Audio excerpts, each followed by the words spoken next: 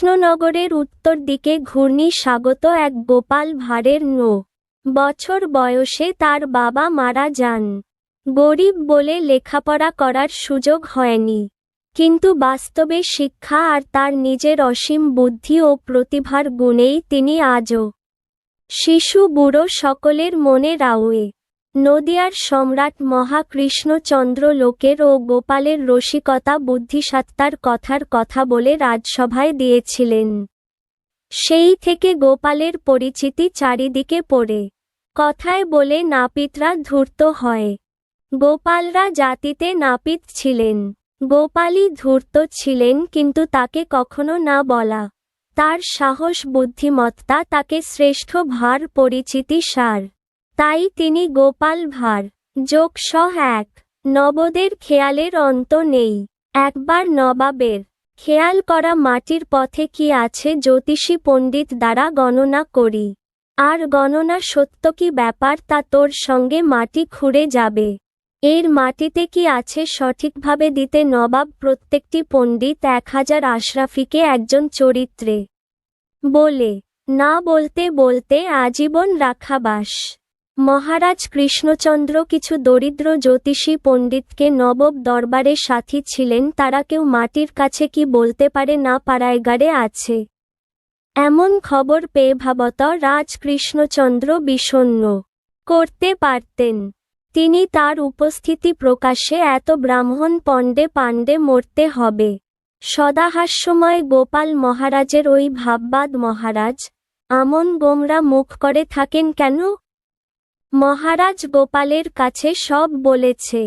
গোপাল আপন পরামর্শ এর জন্য ভাবনা কি? আপনি নবাবের কাছে একটি চিঠি দিন, একজন বড় জ্যোতিষীলম কথা অনায়াসে মাটির কাছে আছে কি গণনা করে বলে দিতে পারেন। মহারাজ তুমি স্বপ্নে দেখা গোপাল গণনা করবে? কি করব না, তবে নিজেও বসব, আর দরিদ্রমন গণিতগণকে নবেরগার থেকে মুক্তি আনব। বরং আপনার সম্মানও অক্ষুণ্ণব। প্রধানমন্ত্রী বললেন, এ গোপাল বলতে আপনা আমার উপর আস্থা রাখতে পারেন। আমি কার্যসিদ্ধ হয়ে ফিরে আসব। মহা, তুমি যদি জ্যোতিষদ নবরাজেরাগ থেকে মুক্তি দিতে পার, আমি দিতে দেব।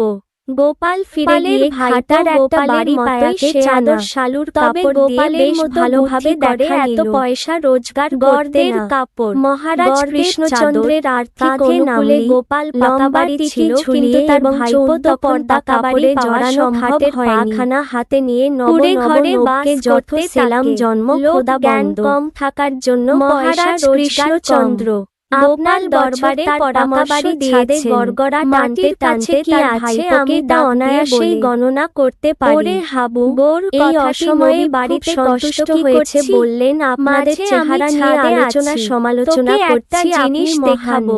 গোপালের ভাইপো হাবু ঘরে ছিল, গোপালের ডাক এবং বিশ্রাম করে ঘরে বাইরে বেরোয়নি কি গোপালের ডাকে সাড়াও দেয়। গোপাল নির্দিষ্ট আসন পর্দা জওয়ান খাটা পায়া তাকে সহসা ডাকে পড়বার ভান করে। বাড়ির প্রতি তার দৃষ্টি আকর্ষণ করার জন্য এখন ডাকাডাকি করছে।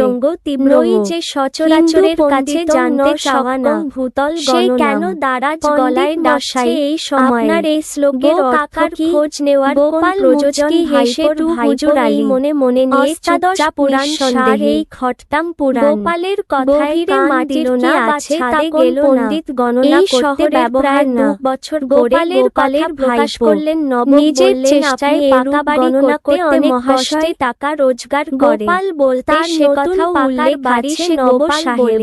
যৌবন বা মলকা 2 বছর আগে ছাপালকে পাসওয়ার্ড কি বলেছিল? পণ্ডিতা তুমি আমার ছাদে এসো দ্বিতীয় অন্য যৌবন নিয়ে আলোচনা করতে মারবার পরে মাটি দিয়ে কবর দেওয়া হয় শেয়ানা দেখেছি। তাই যৌবন বা নাইলে 2 বছর গড়ে কেউ আবার সারা দেয় কি আছে অনায়াসে গণনা মনে তারিফের হাসি। তার ভাইপো নারী শেয়ানা গণবার পর তাদের দাহ করা হয় দামান খেলার জন্য। প্রায় কেউ আকাশে কি গণতন্ত্র